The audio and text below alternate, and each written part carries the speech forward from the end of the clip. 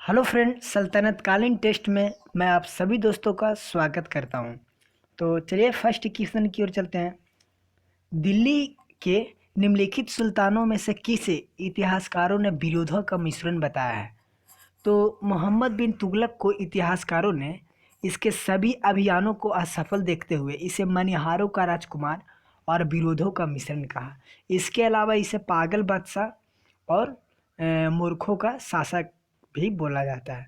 तो आप ध्यान रखिएगा, इसका राइट आंसर हो जाएगा बी। नेक्स्ट है, ब्राह्मणों पर जजिया कर लगाने वाला दिल्ली का प्रथम सुल्तान कौन था? तो फिरोज शाह तुगलक दिल्ली सल्तनत का पहला शासक था जिसने ब्राह्मणों पर जजिया कर लगाया। जजिया कर गैर मुसलमानों से लिया जाने वाला एक प्रकार का धार्मिक टैक्स था। फिरोज शाह तुगलक पूरी तरह धार्मिक रूप से इस्लाम धर्म को मानता था और उसी के अनुरूप शासन करता था। तो आप ध्यान रखिए, इसका राइट आंसर हो जाएगा फिरोज शाह तुगलक। नेक्स्ट है, निम्नलिखित में से कौन सा कथन सही है? तो चलिए देखते हैं। फर्स्ट है, ऐबक ने न अपने नाम का खुतबा पढ़ाया था और न ही अपने नाम का कोई सिक्का चलाया था। और कथन दो है, रजिया की मृत्यु के बाद दिल्ली का सुल्तान अलाउद्दीन जो मसूद शाह है उसको बनाया गया था। तो ये बिल्कुल गलत है। कथन दो गलत है, कथन एक बिल्कुल सही है। ऐबक ने ना अपने नाम का खुतबा पढ़ाया था और न ही अपने नाम का सिक्का चलवाया था। रजिया सुल्तान के बाद जो दिल्ली की गद्दी पर बैठा था उसका नाम था बहराम शाह, उसका भाई बैठा था। तो इसका राइट आंसर केवल एक हो जाएगा। नेक्स्ट है, दिल्ली सल्तनत का वह कौन सा शासक था जो ईरानी या फारसी त्योहारों एवं प्रथाओं की शुरुआत की थी? तो फारसी त्योहार जैसे नवरोज की शुरुआत करना तथा सिजदा सिजदा होता है झुक कर सलाम करना, तथा पाबोस जो झुक कर पैरों को चूमना पेटों के बल नामक प्रथा, ये सब फारसी है यानी ईरानी प्रथा त्योहार है। ये सब की शुरुआत किसने किया था? तो बलबन के द्वारा किया गया था। इसका राइट आंसर ये हो जाएगा बलबन। नेक्स्ट है, इबन बतूता किस देश का यात्री था? तो इबन बतूता मोरक्को का यात्री था और यह मोहम्मद बिन तुगलक के शासनकाल में 1333 ईस्वी में आया था और इसी की पुस्तक का नाम रेहला है। तो आप ध्यान रखिएगा, इसकी यात्रा वृत्तांत है इस पुस्तक में। इसका राइट आंसर मोरक्को का यात्री हो जाएगा, मोरक्को। नेक्स्ट है, मंगोल शासक चंगेज खान ने किसके शासनकाल में भारत पर आक्रमण किया था? तो मंगोल जो था शासक चंगेज खां वो इल्तुतमिश के समय आया था, आक्रमण किया था भारत पर। हालांकि ये जो है वो भारतीय सीमा में प्रवेश नहीं कर सका था।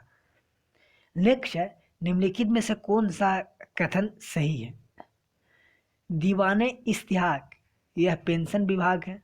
दीवाने रियासत यह बाजार नियंत्रण है। और दीवाने बरीद गुप्तचर विभाग, सदूर सुदूर धर्म विभाग से संबंधित है, या इसमें से कोई नहीं है एक से दी। तो इसका राइट आंसर हो जाएगा इसमें से सभी सही है, कोई भी गलत नहीं है। तो इसका राइट आंसर हो जाएगा इसमें से कोई नहीं। नेक्स्ट है, सल्तनत कालीन शासक व्यवस्था में काजी उल कुजात किस विभाग से संबंधित था? तो काजी उल कुजात जो संबंधित था वो न्याय विभाग से संबंधित था। इसका राइट आंसर हो जाएगा न्याय विभाग। नेक्स्ट है, सल्तनत काल में भूमि को माप करने के लिए निम्नलिखित में से किस एक शब्द का प्रयोग होता था? तो किसका प्रयोग होता था? इसका राइट आंसर हो जाएगा सी, मसाहत। मशाहत इज द राइट आंसर।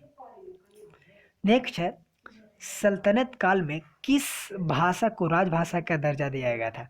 तो फारसी भाषा को राज का दर्जा दिया गया था दिल्ली सल्तनत काल में। नेक्स्ट है, कुतुबुद्दीन ऐबक की मृत्यु के बाद उसे कहाँ दफनाया गया था? तो कुतुबुद्दीन ऐबक की जो राजधानी थी वो लाहौर थी। वो कभी भी दिल्ली पर शासन नहीं किया था और यहीं उसे भी दफनाया भी गया था। इसका राइट आंसर डी हो जाएगा, लाहौर। नेक्स्ट है, किस इतिहासकार के अनुसार इल्तुतमिश गुलाम वंश का वास्तविक संस्थापक था? तो किसके अनुसार था? डॉक्टर ईश्वरी प्रसाद जो थे उसी के अनुसार इल्तुतमिश जो था वो गुलाम वंश का वास्तविक संस्थापक था। ऐसे गुलाम वंश का जो संस्थापक था वो कुतुबुद्दीन ऐबक को माना जाता है। नेक्स्ट है, निम्नलिखित में से कौन सा कथन बलबन के संबंध में सही नहीं है? तो चलिए देखते हैं। कथन है, बलबन ने फारसी त्यौहार नवरोज की शुरुआत की थी, मैंने पहले ही बताया था, ये तो बिल्कुल सही हो जाएगा।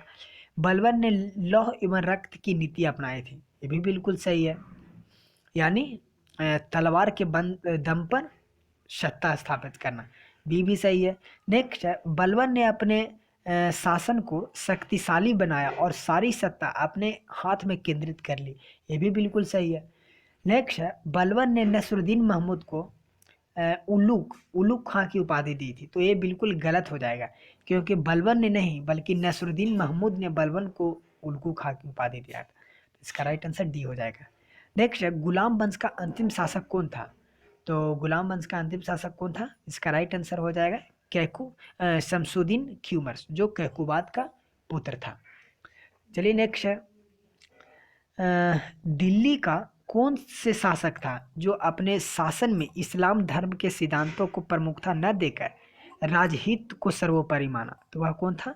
अलाउद्दीन खिलजी। अलाउद्दीन खिलजी ने कभी भी इस्लाम धर्म के अनुसार शासन नहीं किया था, उससे विपरीत शासन किया था। नेक्स्ट है, दिल्ली का वह पहला सुल्तान कौन था जिसने आंतरिक नीति दूसरों को प्रसन्न करने के सिद्धांत पर थी? तो वह कौन था? इसका राइट आंसर हो जाएगा जलाउद्दीन खिलजी, जो खिलजी वंश का संस्थापक था। इसने एक बार कहा था, राजस्थान के क्षेत्र में युद्ध करने गया था, तो इसके एक सेनापति पकड़ा गया था, तो उसके संबंध में कहा था कि मैं एक के लिए अपने 100 मुसलमान भाइयों का खून नहीं बहा सकता। तो चलिए नेक्स्ट देखते हैं। अलाउद्दीन खिलजी ने परवाना नवीस नामक अधिकारी की नियुक्ति किया था, जो क्या करते थे? तो क्या करते थे? इसका राइट आंसर हो जाएगा बी, वस्तुओं का परमिट जारी करते थे। नेक्स्ट है, इस्लामी वास्तुकला का रत्न किसे कहा जाता है? जमियत खाना मस्जिद को, या हजार खामा महल को, सीरी के किला को, या अल्लाही दरवाजा को? इसका राइट आंसर हो जाएगा अल्लाही दरवाजा। अल्लाही दरवाजा का निर्माण जो किया था वो अलाउद्दीन खिलजी के द्वारा किया गया था। लोधी वंश का महान शासक कौन था? तो लोधी वंश का जो महान शासक था वो सिकंदर लोधी था, यह काफ़ी पढ़ा लिखा था। नेक्स्ट है, निम्नलिखित सल्तनत शासकों में कौन अफगान मूल के थे? तो कौन अफगान मूल का था? इसका राइट आंसर लोधी हो जाएगा। लोधी वंश जो था वो अफगान शासक था, अफगान मूल का था। नेक्स्ट है, दिल्ली सल्तनत का अंतिम सुल्तान या अंतिम शासक कौन था?